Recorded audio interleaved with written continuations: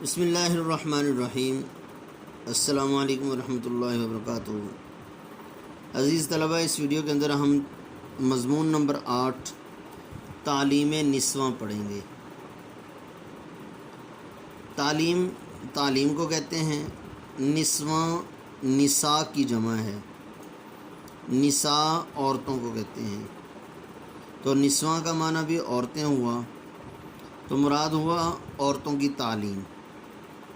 مطلب یہ ہے کہ اس مضمون کے اندر عورتوں کی تعلیم کے فوائد بتائے گئے ہیں۔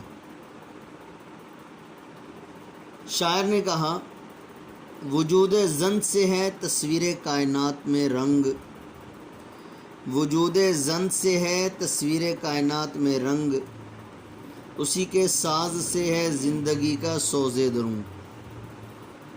یعنی کائنات کی تصویر میں جو رنگ پایا جاتا ہے یہ عورت کے ہونے سے ہے۔ ہم بازار میں جاتے ہیں، مردوں کے رنگ برنگے کپڑے اتنے اچھے نہیں لگتے، بازار سجا ہوا عورتوں کے کپڑوں سے ہوتا ہے۔ اسی طرح سے اسی کے ساز سے ہے زندگی کا سوز دروں۔ مطلب یہ کہ عورت کی وجہ سے ہی انسان کو اچھے اور برے کا پتہ چلتا ہے۔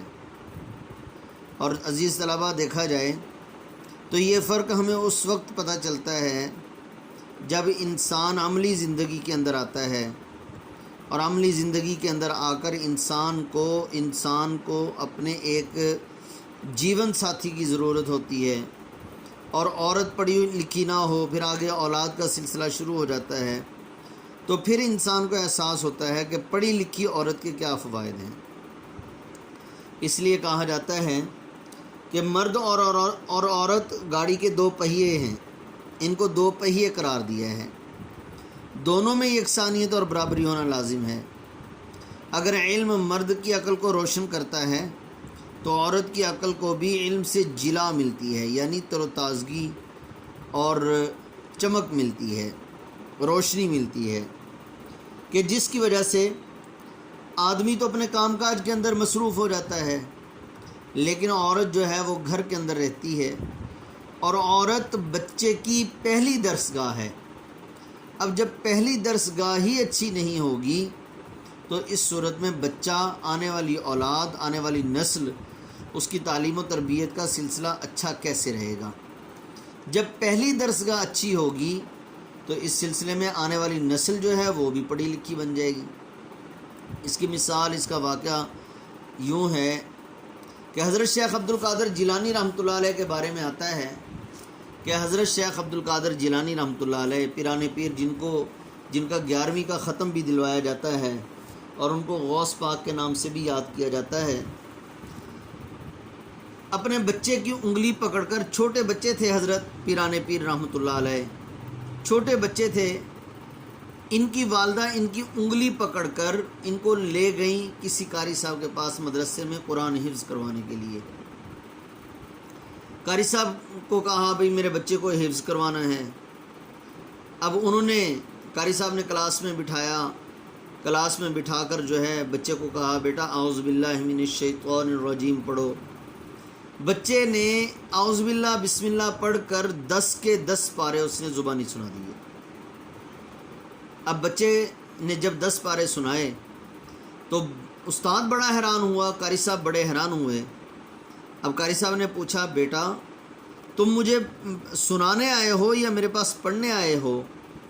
تو بیٹا کہنے لگا، بچہ کہنے لگا، حضرت میں آپ کو سنانے آیا ہوں، میں آپ کے پاس پڑھنے نہیں آیا، اس لیے کہ 10 پارے جب میں چھوٹا بچہ تھا، شیر خوار بچہ تھا، یعنی اپنی والدہ محترمہ کا دودھ پیا کرتا تھا، اور میری والدہ جب مجھے سلایا کرتی تھی تو جب بھی سلاتی تھی مجھے اس وقت 10 پارے روزانہ سنا کر پھر سلایا کرتی تھی۔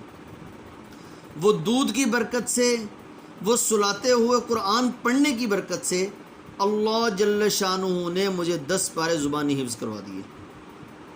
استاد محترم نے بچے کا ہاتھ پکڑا اور اس کی والدہ کے پاس لے آیا، اور آنکھوں سے آنسو جاری، اور جا کر اب اس کی والدہ محترمہ کو کہنے لگے، یعنی حضرت پیران پیر رحمۃ اللہ علیہ کی والدہ محترمہ کو، کہ اس کو سنبھالیے، جو نور اور جو روشنی، جو برکت آپ کی گود میں ہے وہ میری دستگاہ میں نہیں ہے۔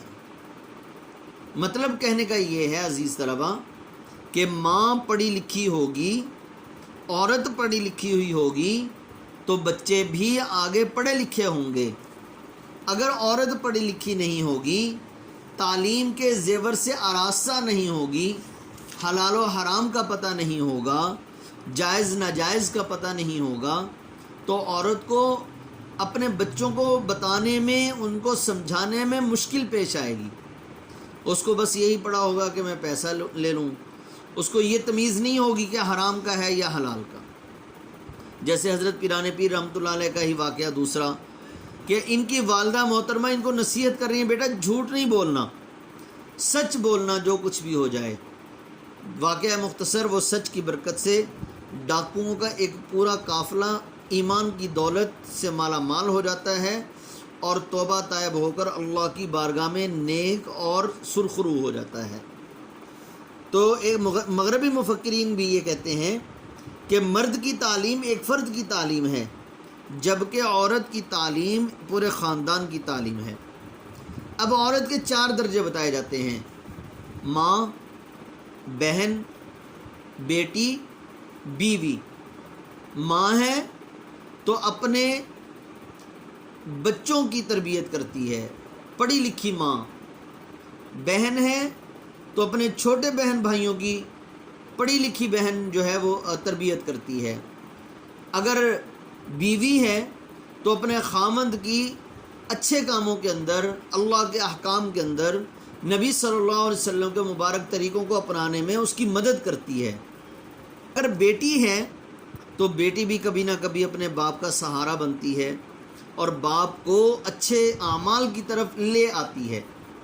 لیکن اگر ہم ان کو تعلیم ہی نہیں دیں گے، ان کو تعلیم کے زیور سے آراستہ ہی نہیں کریں گے، تو پھر ان کے بارے میں وعیدیں بھی آتی ہیں، جیسا کہ علماء سے بھی سنا ہے کہ ایک آدمی، ایک عورت، جیسے میں نے 4 رشتے بتائے ہیں، ایک عورت 4 آدمیوں کو جہنم میں لے کر جائے گی۔ ماں ہے تو اپنے بیٹے کو، کیونکہ اس کی تربیت اچھی نہیں کی، اور بیوی ہے تو اپنے خامند کو، کیونکہ خامند نے اس کی تربیت اچھی نہیں کی، اپنی بیوی کے لیے تعلیم کا سامان فراہم نہیں کیا۔ اگر پتہ تھا کہ یہ جو ہے وہ جاہل ہے، پڑھی لکھی نہیں ہے، تو کچھ نہ کچھ اس کے لیے تعلیم کے اسباب ضرور اس کو جو ہے سہولیات ضرور فراہم کر دیتا۔ اگر بہن ہے تو وہ اپنے بھائی کے لیے، اور اگر بیٹی ہے تو اپنے باپ کے لیے۔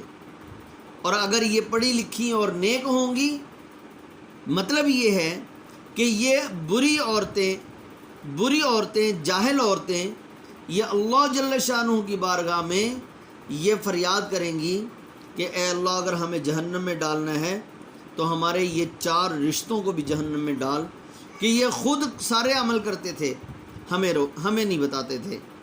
اور اگر ہم سب کو تعلیم کے لیے مواقع فراہم کریں گے، ان کی مدد کریں گے، ایک بھائی ہونے کی حیثیت سے، خامند ہونے کی حیثیت سے، باپ ہونے کی حیثیت سے اور بیٹا ہونے کی حیثیت سے، ان کو اچھی باتیں باہر علماء سے پڑھ کر سیکھ کر بتائیں گے، تو اس صورت میں ہم جو ہیں عورتوں کو گھروں کے اندر بتائیں گے، تو اس صورت میں وہ جو عمل کریں گی ہمارے لیے جنت میں جانے کا ذریعہ بنیں گی۔ جیسے یہ فیضان نظر تھا یا مکتب کی کرامت تھی، سکھائے کس نے اسماعیل کو آداب فرزندی۔ حضرت اسماعیل علیہ السلام کے بارے میں ہے، حضرت اسماعیل علیہ السلام ان کا حوصلہ بڑھا، حضرت ابراہیم علیہ السلام کا حوصلہ بڑھا اللہ کی راہ میں قربان کرنے کا۔ کیوں؟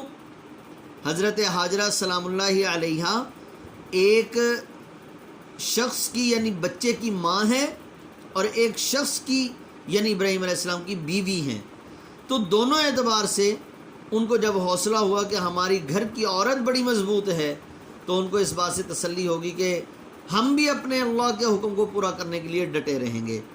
تو حضرت حاجرہ سلام اللہ علیہا نے حضرت اسماعیل علیہ السلام کی تربیت ایسی کی تھی، ماں کی گود سے ایسی تربیت ملی تھی کہ جس کی وجہ سے اپنا گلا کٹوانے کو بھی تیار ہو گئے۔